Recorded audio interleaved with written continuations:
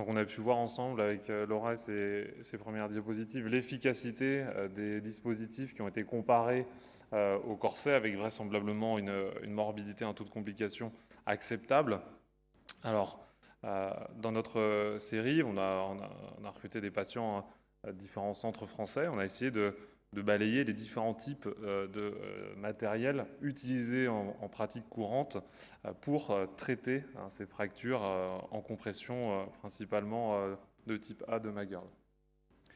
Donc les dispositifs, on va en parler de 4 ensemble. Donc la kyphoplastie, donc l'usage d'un ballon.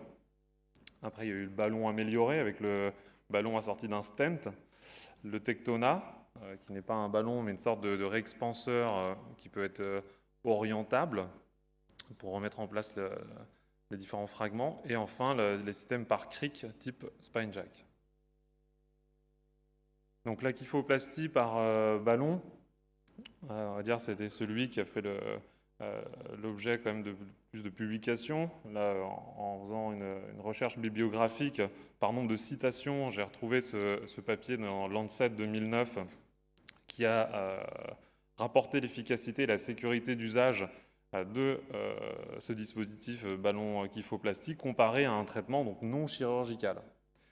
Donc, dans cette étude avait été retenu comme critère d'inclusion des fractures thoraciques et lombaires, envoyées de T5 à L5, non ostéoporotiques, donc ça colle bien avec ce qu'on souhaitait rechercher, vraiment le contexte trauma, avec un résultat positif en termes de réduction de la douleur à 1 mois et une absence de majoration de complications. Ça, c'est important quand on compare une technique invasive versus conservatrice.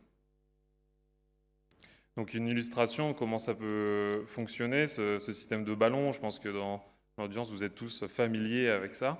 Donc là, c'était un contexte de fracture où il y a eu un ballon associé à une ostéosynthèse.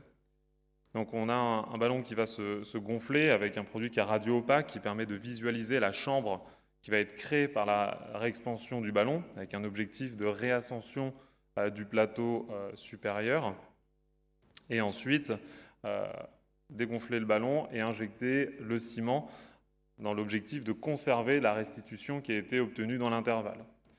Donc rien que par la description que je viens en faire, on imagine qu'on peut avoir une perte entre le moment où on dégonfle le ballonnet et on vient injecter le ciment. Donc la kyphoplastie, on a vu que par rapport à un traitement conservateur, ça avait été décrit comme supérieur. Ici, ça a été comparé à la cimentoplastie seule. Donc cimentoplastie seule, c'est l'injection de ciment en intravertébral, sans autre dispositif associé. C'est équivalent en termes de réduction et de douleur. Il y a un plus faible taux de fuite quand on procède à une kyphoplastie, probablement en lien avec cette néocavité que l'on crée, qui va être un réceptacle pour le ciment injecté, et moins de déficit neurologique. Ça a été publié dans Spine en 2006. Si on passe au ballon, on va dire, amélioré, les industriels ont essayé de répondre à ce petit, entre guillemets, défaut. Lorsqu'on dégonfle le ballon, ici, on va dire la chambre obtenue reste, entre guillemets, préservée par ce stent décrit comme rigide, qui va limiter la perte de correction. Les études avec donc, le VBS qui rapportent ce maintien de la cavité d'expansion restent quand même précliniques pour la plupart d'entre elles. Alors c'est intéressant de voir l'image, vous voyez en bas à droite de la diapositive, avec le système par VBS comparé à la kypho. C'est cette étude-là qui est rapportée dans l'European Spine Journal, qui montre une meilleure conservation de la hauteur vertébrale après expansion du stent.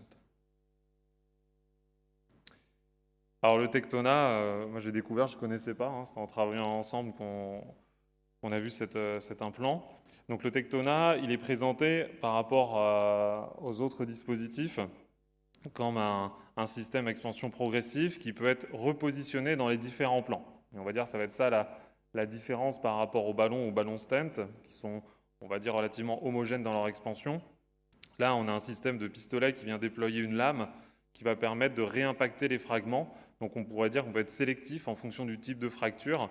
On restaure donc la hauteur de manière contrôlée et l'avantage, c'est qu'on peut déplacer le système à différents niveaux de fracture, hein, s'il y a des fractures contiguës. Donc encore une fois, il y a une étude préclinique qui a comparé la kyphoplastie au Tectona avec un meilleur résultat dans la restauration en pourcentage de volume en faveur du Tectona. Vous voyez que ça, c'est tout à fait récent, là, 2021. Et on arrive finalement donc la réexpansion par cric, donc le spine jack qu'on connaît tous.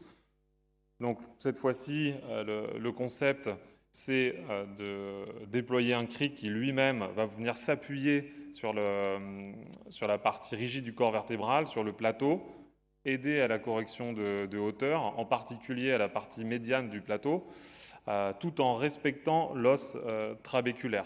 À la différence du ballon, il ne va pas venir écraser l'os trabéculaire et c'est décrit comme favorisant, après injection du ciment, la consolidation et la réduction de la douleur. Donc on voit en bas à droite, là, dans les études rapportées par le fabricant, donc une diminution de la douleur assez rapide en post-opératoire et qui se maintient dans le temps. C'est aussi retrouvé avec les autres dispositifs. Donc encore une fois, ça a été comparé à la kyphoplastie. Il y a une supériorité rapportée donc, dans l'étude SACOS, hein, c'est une des études principales sur lesquelles s'est appuyée la commercialisation du spine jack. Comme quoi le spine jack permet d'apporter donc un meilleur maintien de la correction dans le temps et une réduction des douleurs qui semble plus importante. Ce qui est décrit comme étant un avantage, donc il y a une réduction mécanique avec un meilleur contrôle, le fait qu'on peut s'arrêter dans l'expansion du cric, et vraisemblablement, c'est décrit comme un avantage.